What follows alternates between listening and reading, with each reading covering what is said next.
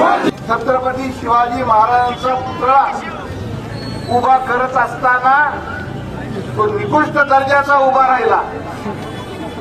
त्यामध्ये भ्रष्टाचार झालेले काही मुद्दे सुद्धा समोर आलेले आहेत।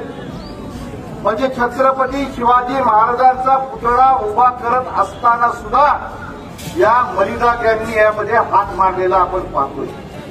श्रीमंत छत्रपती तारा राणी साहेबांचा पुतळा जर आपण नीट बघितला तर फक्त 2 पायावर घोड्याच्या उभा आहे आणि हा सुद्धा बरा मोठा पुतळा उभा आहे, चौकात उभा आहे हा पुतळा। या पुतळ्याला सुद्धा काही झालेलं नाहीये, परंतु 7-8 महिन्यामध्ये नवीन तंत्र वापरून उभा केलेला पुतळा कोसळतो। यावरून एक लक्षात येतं की हात मारायचा यांनी कुठेही राखलेला नाहीये।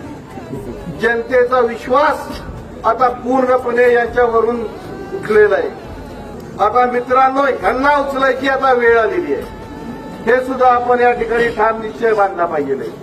आपल्या तालुक्यामध्ये सुद्धा सुरू असलेला या मलिदा गँगचा भ्रष्टाचार या संदर्भात सुद्धा चौकशी वेळोवेळी झाली पाहिजे आणि निश्चितपणे या गुन्हेगारांच्या सजा ही निश्चितपणे पाटण तालुक्याची जनता येणाऱ्या सुद्धा निवडणुकीतून दाखवून देणार आहे, याबद्दल माझ्या मनात मात्र शंका। भ्रष्टाचाराच्या संदर्भात निकृष्ट दर्जाचा उभा राहिलेला छत्रपती शिवाजी महाराजांच्या पुतळ्याच्या संदर्भात या ठिकाणी सखोल चौकशी होऊन आणि ती सुद्धा चौकशी काहीतरी वेळेचं बंधन असलं पाहिजे, नाहीतर ही चौकशी 5 वर्ष चालू ठेवतील। मित्रांनो, ही चौकशी एक 10 दिवसात संपून या संदर्भात सुद्धा सोक्ष झाला पाहिजे, या संदर्भात आपण या ठिकाणी मागणी करतोय।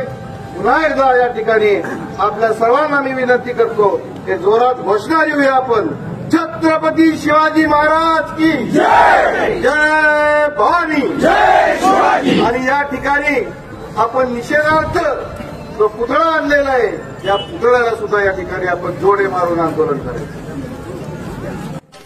मराठा भडकला तेव्हा भगवा झेंडा फडकला, मराठा भडकला तेव्हा भगवा झेंडा फडकला। आणि या महत्वपूर्ण अपडेटसाठी मुख्य संपादक विराट कदमसह कॅमेरामॅन विशाल भिशेसह सतर्क न्यूज संतोषी जगदाळे। पाहत राहा सतर्क न्यूज, प्रत्येक पाऊल दक्षतेत।